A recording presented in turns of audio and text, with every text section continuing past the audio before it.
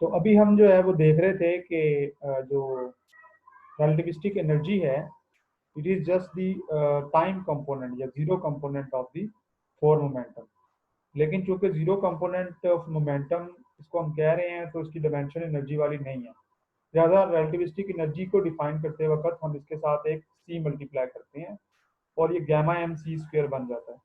तो ये जो गैमा एम सी स्क्वेयर है ये जो है ये रिलेटिविस्टिक एनर्जी होती है। अब अगर आप इस चीज़ को पुट कर दें जो है वो फोर मोमेंटम में, तो आप देखेंगे तो zero component of the momentum था वो एनर्जी बन जाएगा। मतलब इसको आप ई बाय सी लिखेंगे, यहाँ पर ई बाय सी लिखा जाता है क्योंकि एक सी आपने अपनी तरफ से मल्टीप्लाई किया था। लिहाजा जब आप मोमेंटम को आप लिखेंगे तो आप ई बाय सी लिखेंगे। मतलब ये कि एक सी इधर चला जाए तो ई बाय सी इक्वल होगा पी नॉट के, which is the zero component. So P naught और P one P two P three जो हैं जो कि स्पेस पार्ट्स थे उनको हमने पी कह दिया।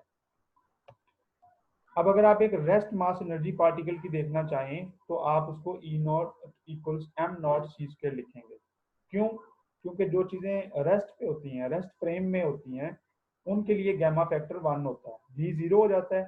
वी जीरो होने की वजह से गैमा वन हो जाता है। जब गैमा वन हो जाता है तो ई सिंपली इक्वल रह जाता है एम सी स्क्वायर के।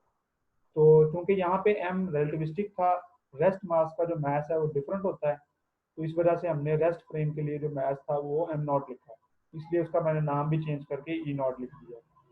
तो ये जो एनर्जी थी ये रिलेटिविस्टिक एनर्जी है मूविंग फ्रेम में, और ये जो एनर्जी है ये रिलेटिविस्टिक एनर्जी है रेस्ट फ्रेम में। अब अगर कोई चीज़ रेस्ट फ्रेम में थी या वो रुकी हुई थी, और तो उसका मतलब ये नहीं है कि उसके पास जीरो एनर्जी है। तो अकॉर्डिंग टू रिलेटिविटी तमाम चीज़ें जो हैं वो अपने रेस्ट मास की वजह से भी एनर्जी कैरी करती हैं। यानी एक रुकी हुई चीज़ भी जो है उसकी एनर्जी जीरो नहीं होती। ये जो एनर्जी जिसकी हम बात कर रहे हैं ये कोई काइनेटिक एनर्जी नहीं है। Rest mass energy kinetic energy नहीं है, ये नेचर है उसके मास होने की कि उसको हम एनर्जी कह रहे हैं। दूसरे लफ्जों में एनर्जी मास इक्विवेलेंस है। मतलब ये है कि कोई पार्टी आमतौर पर डिफाइन किया जाता है कि एनर्जी दो तरह से आती है, या तो आप पोजीशन चेंज कर दें पोटेंशियल एनर्जी बना दें, या फिर आप मोशन में ले आए चीज़ों को तो काइनेटिक एनर्जी बना दें। नहीं, ये एक तीसरी किस्म की एनर्जी है, इसका ताल्लुक मोशन के साथ नहीं है। इस वजह से हम कह रहे हैं कि ये रेस्ट मास एनर्जी है, इसमें मोशन के बगैर भी एनर्जी मौजूद है। मतलब वो मास इट सेल्फ अपीयर हो रहा है एज एनर्जी, जिसको हम रेस्ट मास एनर्जी कह रहे हैं। अब अगर ये रेस्ट वाला ऑब्जेक्ट जिसकी energy M naught C square है ये चलना शुरू कर दे, तब इसके अंदर आएगी काइनेटिक एनर्जी। और जो इसके अंदर काइनेटिक एनर्जी आएगी वो जो है वो इस एम नॉट को चेंज करके एम बना देगी। यानी उसके लिए जो एनर्जी है वो चेंज होना शुरू हो जाएगी, गामा एम सी स्केल होना शुरू हो जाएगी। अगर वो हाई स्पीड के ऊपर भी जाएगा या वो मतलब यूनिफॉर्म स्पीड हो लेकिन स्पीड ऑफ लाइट से कम भी हो, तब भी यही होगा कि उसकी एनर्जी जो है वो रिलेटिविस्टिक एनर्जी हो जाएगी। इसका मतलब अगर काइनेटिक एनर्जी निकालना चाहें किसी मूविंग ऑब्जेक्ट की, तो आप उसकी रिलेटिविस्टिक एनर्जी में से माइनस कर देंगे रेस्ट मास एनर्जी। यहाँ पे एम को एम नॉट ही कहा है, तो यहाँ पे भी अगर आप एम को एम नॉट ही कहें तो बेहतर है। मतलब ये जो मैथ यहाँ पे लिखा हुआ है ये प्रॉपर मैथ है, और गैमा एम नॉट को मिला के हम जो है वो रिलेटिविस्टिक मास कहते हैं। मतलब रिलेटिविस्टिक मास जो था, अगर आपको यहाँ पर याद हो भी हमने देखा है, तो वो था गैमा एम नॉट। तो गैमा एम नॉट मिलकर जो मैथ बनाता है वो रिलेटिविस्टिक मैथ है। सो इसका मतलब ये है कि ये जो चीज़ थी जो मैंने यहाँ पे लिखी है ये एम नहीं है, ये एम नॉट है। इसको मैं यहाँ पर करेक्ट कर लेता हूँ कि ये एम नहीं है बल्कि ये एम नॉट है।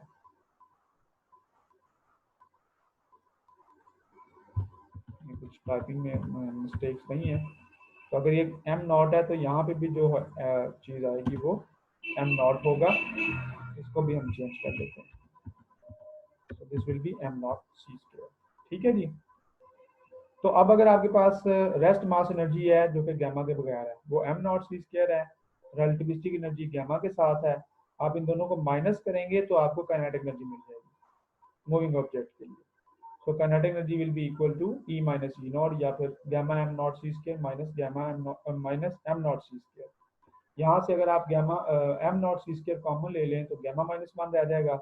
गैमा की वैल्यू पुट कर दें 1/1 - v² / c² under root, and then आप इसकी एक्सपेंशन करें in the case when v is low, या v की वैल्यू अगर कम हो तो फिर आप इसकी टेलर एक्सपेंशन कर सकते हैं, इजीली इसको आप एक्सपेंड कर सकते हैं पावर -1/2 को लेके, एंड देन -1 उसमें से करेंगे तो आपको फाइनल रिजल्ट ये वाला मिलेगा। So this is the kinetic energy of a particle which is moving, और ये रिलेटिविटी में काइनेटिक एनर्जी का फार्मूला है।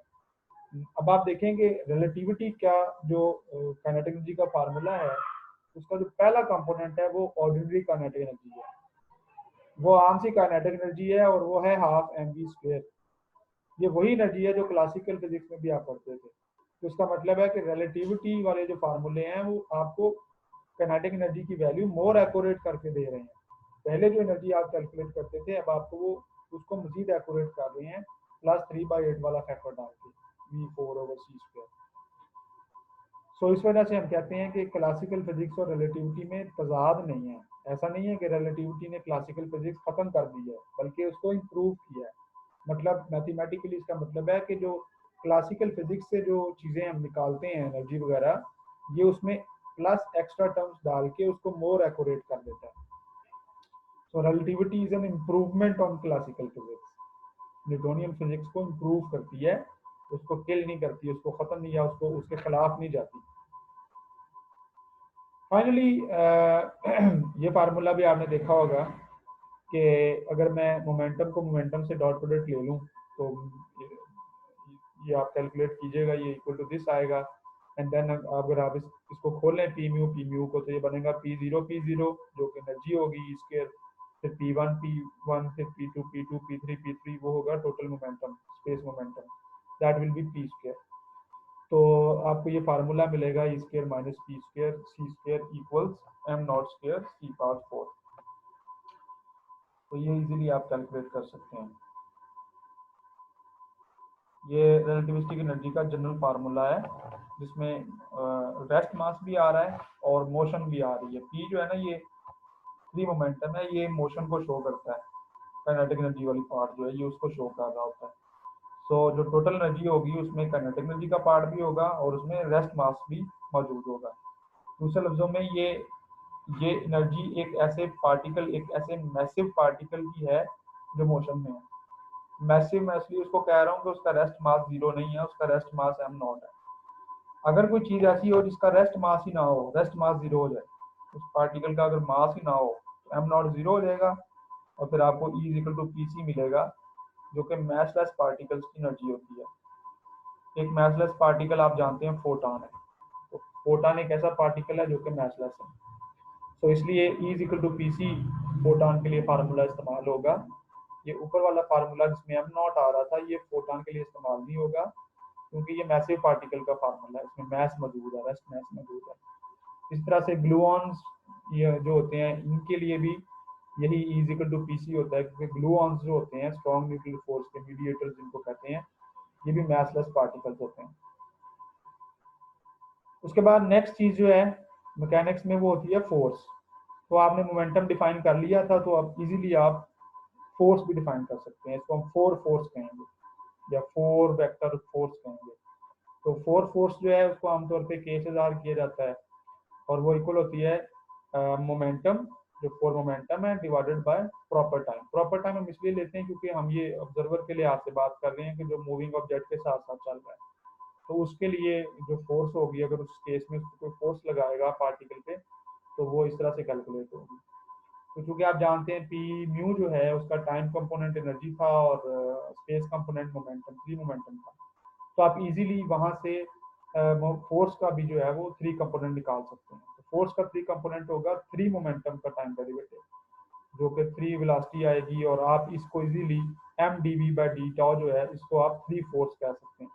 सो k = गामा f जो है ये रिलेटिविस्टिक थ्री फोर्स है, और f जो है ये नॉन रिलेटिविस्टिक फोर्स है। सो नॉन रिलेटिविस्टिक फोर्स और रिलेटिविस्टिक फोर्स का रिलेशन हमने यहाँ पे डिराइव किया है।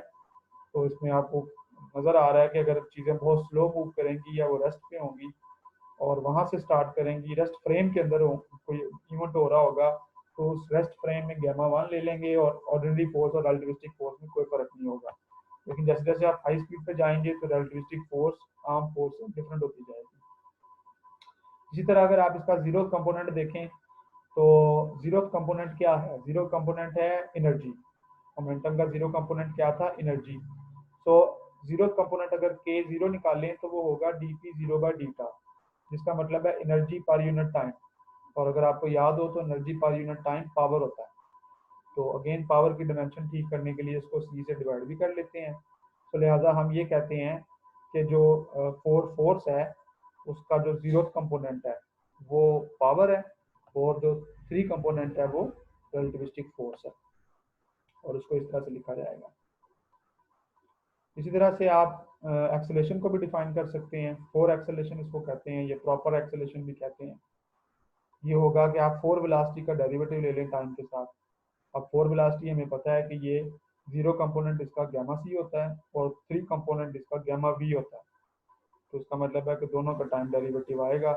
सो जो पहला कोऑर्डिनेट है वो zero zero component of acceleration है, और जो दूसरा कोऑर्डिनेट यहाँ लिखा है वो थ्री कंपोनेंट ऑफ एक्सेलेरेशन है, ये थ्री एक्सेलेरेशन है। वो भी रिलेटिविस्टिक है क्योंकि गामा यहाँ भी मौजूद है। तो यहाँ तक मेरा ख्याल है इसको हम आज करेंगे। रिलेटिविस्टिक एक्सेलरेशन, फोर्स, वेलोसिटी वगैरह, मोमेंटम, पावर, ये सारी चीज़ें हमने पढ़ ली हैं। ये सारी मैकेनिक्स होती है। तो ये क्लासिकल मैकेनिक्स की जगह रिलेटिविस्टिक मैकेनिक्स होगी, और वो तमाम ऑब्जेक्ट्स जो हाई स्पीड पे मूव करेंगे उनकी मोशन को डिस्क्राइब करने के लिए हम ये फोर्स, वेलोसिटी, एक्सेलरेशन वगैरह यूज़ करेंगे। इसके बाद जो लास्ट हमारा लेक्चर है, और मैं चाह रहा हूँ कि कल जो हमारा लेक्चर होगा वो लास्ट लेक्चर होगा रिलेटिविटी, स्पेशल रिलेटिविटी का। उसमें हम देखेंगे कि रिलेटिविस्टिक इलेक्ट्रोडायनामिक्स क्या चीज़ है, क्योंकि अल्टीमेटली हमारी जो मैंने बताया था रिलेटिविटी आई थी वो सिर्फ मैकेनिक्स के लिए नहीं आई थी, जो मैकेनिक्स उससे आप नए सिरे से समझें, बल्कि इलेक्ट्रोडायनामिक्स को समझना था, मैक्सवेल इक्वेशंस को इन्वेरिएंट करना था जो कि लॉरेंस ट्रांसफॉर्मेशन से हो जाती है। तो लॉरेंस ट्रांसफॉर्मेशन से होने की गारंटी जो है वो ये होती है कि उनको चीज़ों को फोर वेक्टर बनाया जा सकता है। तो यहाँ पे आप देखें हमने force, acceleration, velocity, power, work, हर चीज़ को जो है वो फोर वेक्टर बना दिया है। वो इसलिए बनाया है कि फोर वेक्टर का मतलब ही ये होता है कि वो लॉरेंस ट्रांसफॉर्मेशन को फॉलो करता है, और जो चीज़ लॉरेंस ट्रांसफॉर्मेशन को फॉलो करती है वो मैक्सवेल इक्वेशंस को इन्वेरिएंट रहने देती है, वो लॉज ऑफ फिजिक्स को सेम रहने देती है फॉर ऑल इनर्शियल ऑब्जर्वर्स, क्योंकि इंटरवल इन्वेरिएंट होता है। इंटरवल इन्वेरिएंट हो जाता है तो सारे लॉज ऑफ फिजिक्स जो है वो भी इन्वेरिएंट हो जाते हैं। तो इस तरह से आप कह सकते हैं कि हर वो क्वांटिटी जिसको हमने फोर वेक्टर में लिखा हुआ है वो इस चीज़ की गारंटी है कि फोर वेक्टर में लिखी हुई चीज़ें उनमें इन्वेरियंस होती है। मतलब ये कि उनमें ये प्रूव किया जा सकता है कि लॉज ऑफ फिजिक्स से सेम रहते हैं। तो इसलिए क्लासिकल इलेक्ट्रोडायनामिक्स जो थी, जिसमें हम इलेक्ट्रिक फील्ड, मैग्नेटिक फील्ड को क्लासिकली ट्रीट करते थे, वो भी अब रिलेटिविस्टिक फील्ड बन जाएंगे। वो रिलेटिविस्टिक इलेक्ट्रिक फील्ड या रिलेटिविस्टिक मैग्नेटिक फील्ड होंगे, जिसका मतलब है इलेक्ट्रिक और मैग्नेटिक फील्ड ट्रांसफॉर्म करेंगे अकॉर्डिंग टू लॉरेंस ट्रांसफॉर्मेशन। लिहाजा उनको भी फोर वेक्टर की फॉर्म में लिखा जा सकेगा। एंड अल्टीमेटली मैक्सवेल इक्वेशंस को हमने फोर वेक्टर की फॉर्म में लिखना है। अगर हम मैक्सवेल इक्वेशंस को फोर वेक्टर की फॉर्म में लिख लेते हैं तो इसका मतलब है कि मैक्सवेल इक्वेशंस इनवेरिएंट हैं अंडर लॉरेंस ट्रांसफॉर्मेशन, और यही रिलेटिविटी का पहला पास्टुलेट था, यानी प्रिंसिपल ऑफ रिलेटिविटी था कि लॉज ऑफ फिजिक्स सेम होंगे। सो कल वाले लेक्चर में या नेक्स्ट लेक्चर जो है उसमें हम इलेक्ट्रोडायनामिक्स या मैक्सवेल इक्वेशंस को फोर वेक्टर की फॉर्म में लिखेंगे। तो यहाँ तक जो है वो आज हमारा लेक्चर है। इसके बाद आप क्वेश्चन आंसर जो भी करना चाहें वो कर सकते हैं।